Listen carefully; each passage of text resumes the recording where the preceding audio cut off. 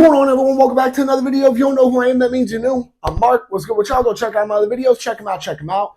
But first, stay on this one. So, this video's topic, honestly, when I thought of it, I looked through all my videos and was surprised I hadn't touched on this topic, really. And you know what? I think it's a pretty damn good one, too. So, with that being said, no more beating around the bush. Y'all read the title. Y'all saw the thumbnail. Let's get into it. Lever actions, are they good for self-defense? So, of course, I'll be running them through as many of the self-defense situations as applicable. Because, let's be honest here, none of y'all, for damn sure, none of y'all are concealed carrying a lever action rifle. Hate to break it to you guys. But, let's get into it. So, before I run through all the situations, I am going to run through some pros and cons. All right? Some of the pros, they look fucking cool. They look so cool.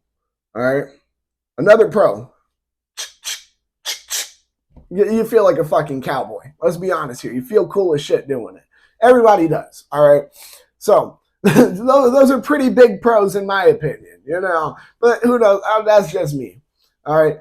Now, another one is that they come in a variety of calibers. I have seen lever actions being calibers from 22 LR to 44 Magnum. You see what I mean? So you have, it's really based off your choice on what caliber you want here. So you know, if you're looking for a little plinker gun, they got 22 versions. You know, they got, if you're looking for, you know, a maybe some with a bit more oomph to it, they got 357 Magnum, 44 Magnum. They got fucking a lot of shit. Honestly, they got a lot of shit. So, with that being said, all right,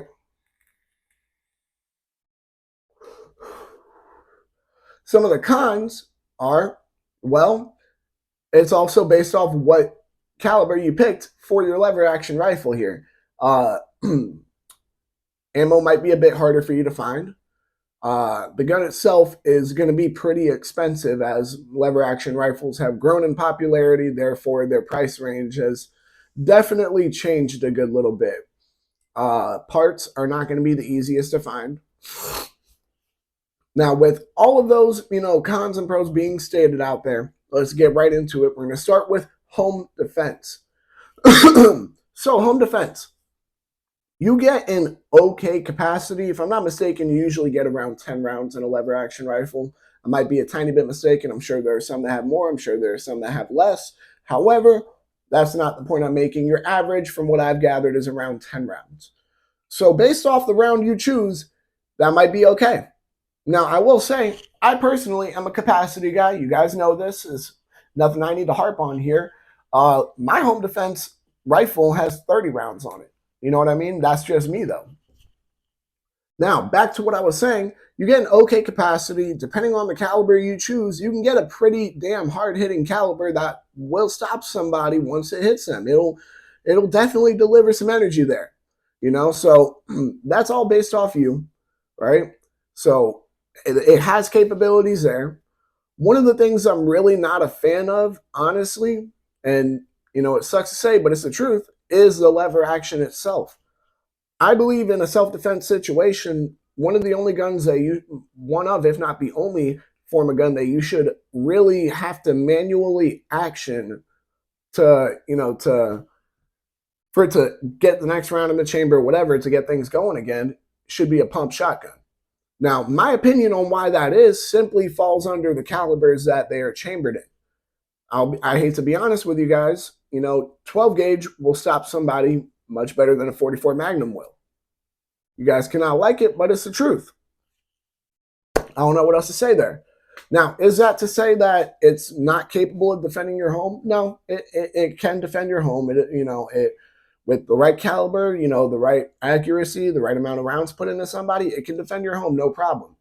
Now, I will also say I'm not a big fan of, you know, the tube mag idea as a whole.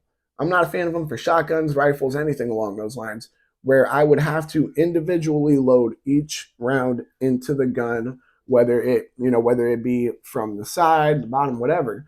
I'm not a big fan of that. I'd rather drop a mag and put a new mag in. That's me personally, though. But is it to say that it cannot defend your home? No, it can defend your home. Is it the most optimal? No, not by any standard. So for home defense, I'll give it a fair 6.5. You know what I mean? Nothing too special about it. The rounds that some of these lever actions come in, as I said, are very unique.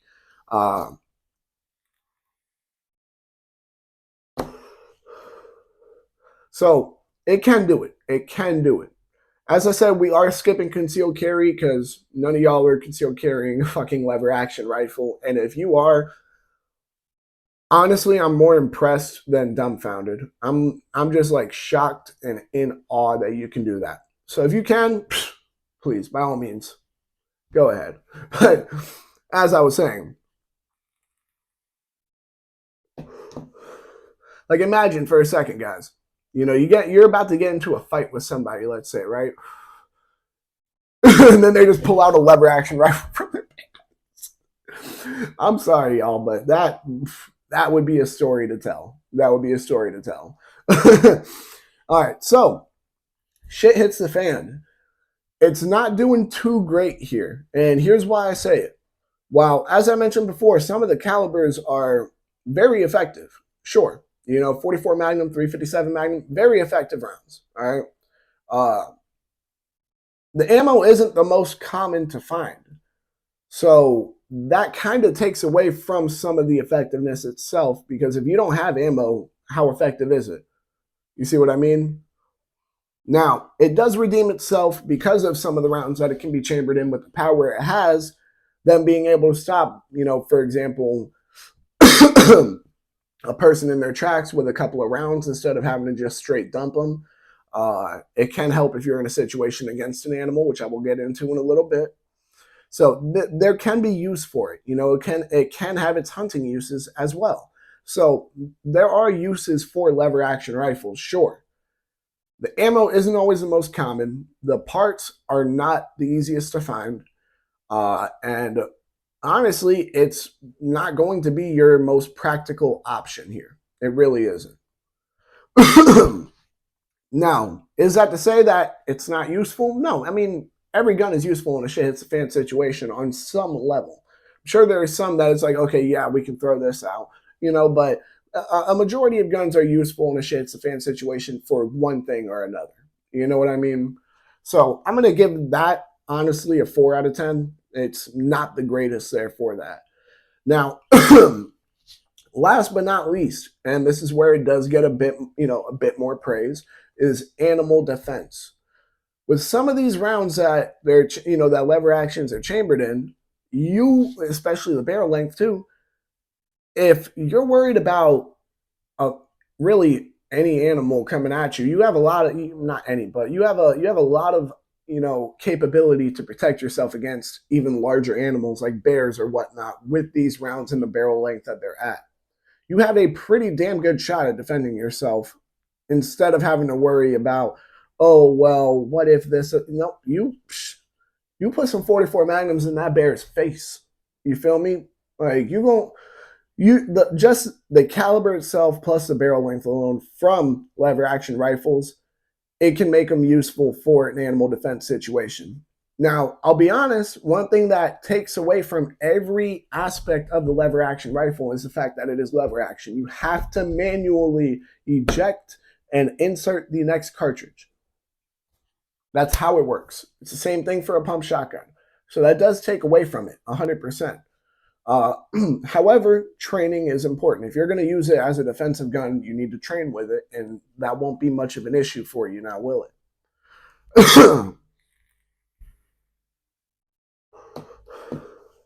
But if we're talking from small, medium to large animals, depending on what caliber you choose, you might be just fine.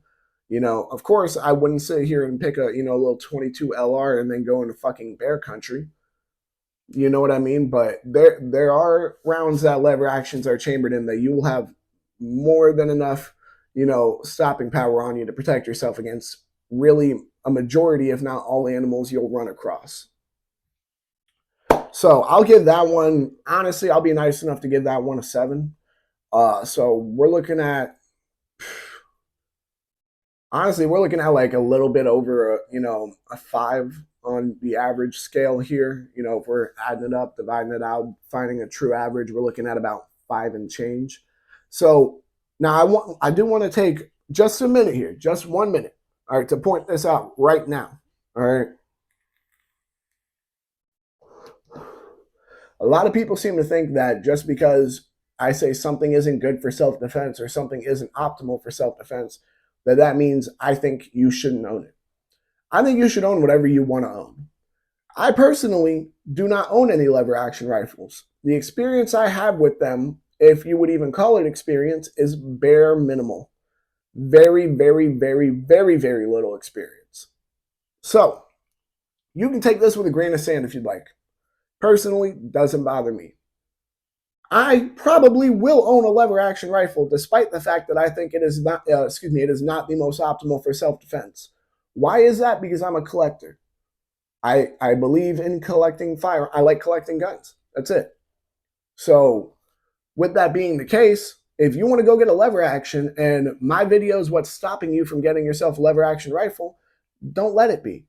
If you're trying to choose a defensive rifle and my video, makes you not want to get a lever action for self-defense, go ahead. That's on you. You can do whatever you want to, but I'm just saying, don't let my video 100% influence your decisions. My say is not the end all be all.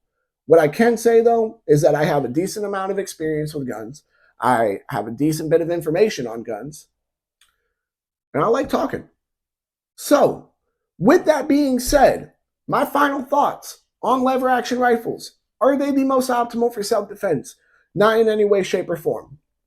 From the rounds to the capacity to, manually have to action the firearm itself, it's not the most optimal. That's just a simple truth of the matter here. Can it do it? Sure, it can defend you. Is it the best? No. Am I against owning one? No, I probably will own one in the future. So, with that being said, y'all make sure to like, comment, subscribe, share, hit that bell. When you hit that bell, hit all. And because you agree with me, lever actions are pretty fucking cool. They're pretty damn cool. They might not be the best for self-defense nowadays, especially with what's out there, but they're pretty fucking cool. Y'all go ahead and make sure to check out all my other videos. Y'all make sure to stay legal, stay safe, stay dangerous. Have a good one, y'all. Peace.